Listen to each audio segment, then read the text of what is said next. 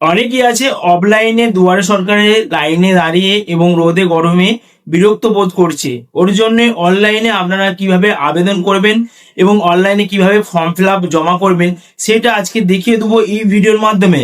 ওর জন্য ভিডিওটা আপনাদেরকে লাস্ট পর্যন্ত দেখতে হবে, তবে কিন্তু বুঝতে পারবেন যে সহজ পদ্ধতিতে অনলাইনে ফর্ম ফিল আপ কিভাবে করবেন। তো ভিডিওটা ভালো লাগলে অবশ্যই সাবস্ক্রাইব করে অল বাটনটা প্রেস করে দিবেন। তো চলুন ভিডিওটা বেশি না দেরি করে শুরু করা যাক। গুগলে টাইপ করবেন aps.wb.gov.in, তারপর সার্চ করবেন। সার্চ রেজাল্টে প্রথম অথবা দ্বিতীয় স্থানে যে লিঙ্কটা আসবে সেই লিঙ্কে ক্লিক করবেন। লিঙ্কে ক্লিক করার সঙ্গে সঙ্গে অফিসিয়াল পোর্টাল ওপেন হয়ে যাবে। যদি এই রকম পোর্টালের ইন্টারফেস আসে তাহলে একবার হোম অপশনে ক্লিক করবেন। হোম অপশনে ক্লিক করার পর এই রকম ইন্টারফেস আসবে। এখানে একটা বাংলার যুব সাথী প্রকল্পের ব্যানার দেখতে পাবেন এবং এখানে একটি অপশন পাবেন click to apply. Just click to apply অপশনে ক্লিক করবেন। ক্লিক করার পর এই রকম ইন্টারফেস আসবে। কি কি ডকুমেন্টস আপলোড করতে হবে তার লিস্ট এখানে দেওয়া আছে। যেমন মাধ্যমিকের এডমিট কার্ড স্ক্যান করে রাখবেন পিডিএফ ফরম্যাটে 2 MBর মধ্যে। তারপর রয়েছে মাধ্যমিকের মার্কশিট স্ক্যান করে রাখবেন 2 MBর মধ্যে।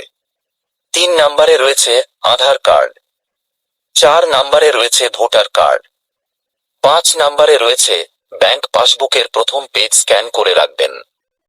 SC ST OBC হলে কাস্ট সার্টিফিকেট স্ক্যান করে রাখবেন।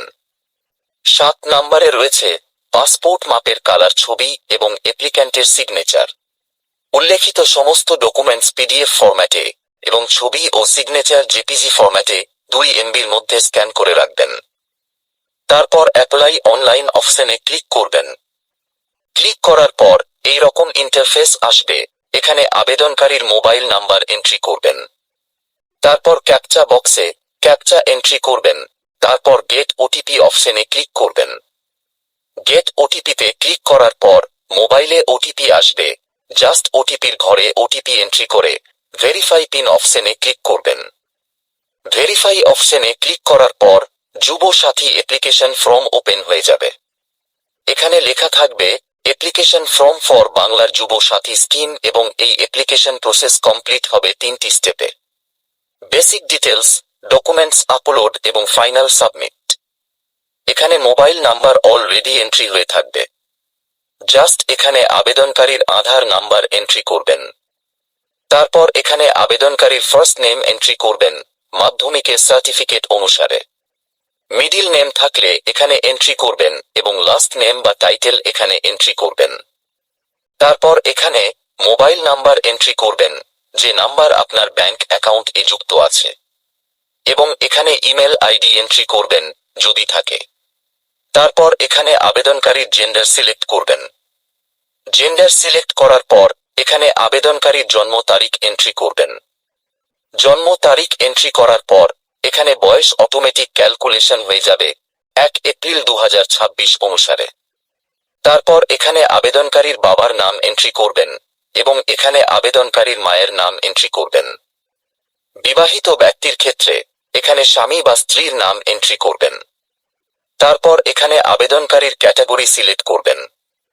SC ST ও OBC প্রার্থী হলে ক্যাটাগরি সিলেক্ট করার পর এখানে সার্টিফিকেট নাম্বার এন্ট্রি করবেন।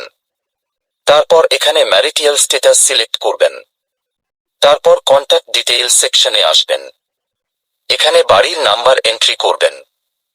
তারপর এখানে গ্রামের নাম এন্ট্রি করবেন। তারপর এখানে পোস্ট অফিসের নাম এন্ট্রি করবেন। পোস্ট অফিসের নাম এন্ট্রি করবেন করার পর এখানে ডিস্ট্রিক্টের নাম এন্ট্রি করবেন। ব্লক অফিসের নাম এন্ট্রি করবেন। এখানে পঞ্চায়েতের নাম এন্ট্রি করবেন। তারপর এখানে থানার নাম এন্ট্রি করবেন। থানার নাম এন্ট্রি করবেন করার পর এবং এখানে পোস্টাল পিন কোড এন্ট্রি করবেন। স্টেটের নাম অলরেডি এন্ট্রি হয়ে থাকবে। তারপর এডুকেশন ডিটেলস সেকশনে আসবেন। এখানে মাধ্যমিক পরীক্ষার ডিটেলস বসাতে হবে। প্রথমে বোর্ডের নাম সিলেক্ট করবেন যে বোর্ড থেকে আবেদনকারী মাধ্যমিক পাশ করেছে।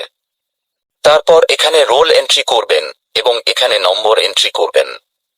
তারপর এখানে ইয়ার অফ পাসিং বা সাল এন্ট্রি করবেন যে সালে অ্যাপ্লিক্যান্ট মাধ্যমিক পাশ করেছে। উচ্চশিক্ষা থাকলে এখানে তা এন্ট্রি করবেন। আবেদনকারী যদি শুধু মাধ্যমিক পাশ করে থাকে তাহলে এখানে মাধ্যমিকেই উল্লেখ করবেন। তারপর এখানে বর্তমানে আবেদনকারী কি কাজ করে তা এখানে এন্ট্রি করবেন। আমি বলবো এখানে আনএমপ্লয়েড উল্লেখ করবেন। তারপর ব্যাংক ডিটেলস সেকশনে আসবেন।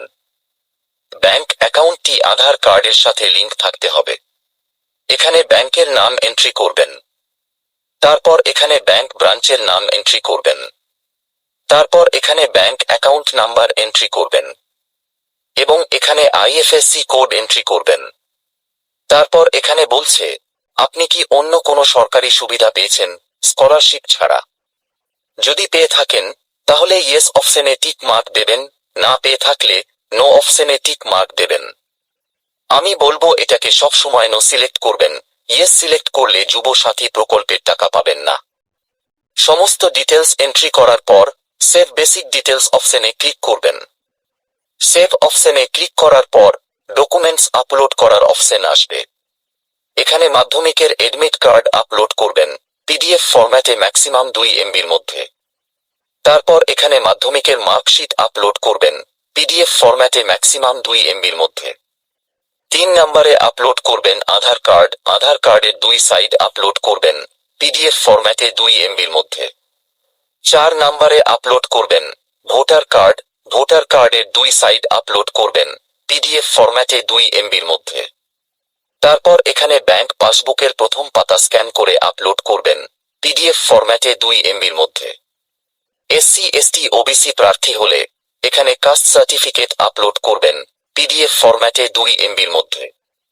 7 নম্বরে আপলোড করবেন রিসেন্ট কালার ছবি জেপিজি ফরম্যাটে 2 MBর মধ্যে এবং এখানে অ্যাপ্লিক্যান্টের সিগনেচার আপলোড করবেন জেপিজি ফরম্যাটে 2 MBর মধ্যে। আপলোড করার জন্য চুজ ফাইলে ক্লিক করে ডকুমেন্টস আপলোড করবেন। সমস্ত ডকুমেন্টস আপলোড করার পর সেভ ডকুমেন্টস অপশনে ক্লিক করবেন। সেভ অপশনে ক্লিক করার পর এই রকম ইন্টারফেস আসবে। তারপর এই সেলফ ডিক্লারেশনে টিক মার্ক দেবেন। তারপর ফাইনাল সাবমিট অপশনে ক্লিক করবেন। ফাইনাল সাবমিটে ক্লিক করার পর এই রকম মেসেজ শো হবে your application form has been submitted successfully এবং অ্যাপ্লিকেশন নাম্বার শো হবে। তো আমি যেইভাবে আপনাদেরকে অনলাইনে আবেদন এবং ফর্ম ফিল আপ করা দেখালাম সেইভাবে যদি আপনারা অনলাইনে আবেদন করে ফর্ম ফিল আপ করে নেন তাহলে কিন্তু আপনাদের অনলাইনে ফর্ম ফিল আপটা সম্ভব হয়ে যাবে। এবং ভিডিওটা যদি আপনাদেরকে ভালো লেগে থাকে অবশ্যই লাইক করে দিবেন এবং ভিডিওটা লাস্ট পর্যন্ত দেখার জন্য ধন্যবাদ।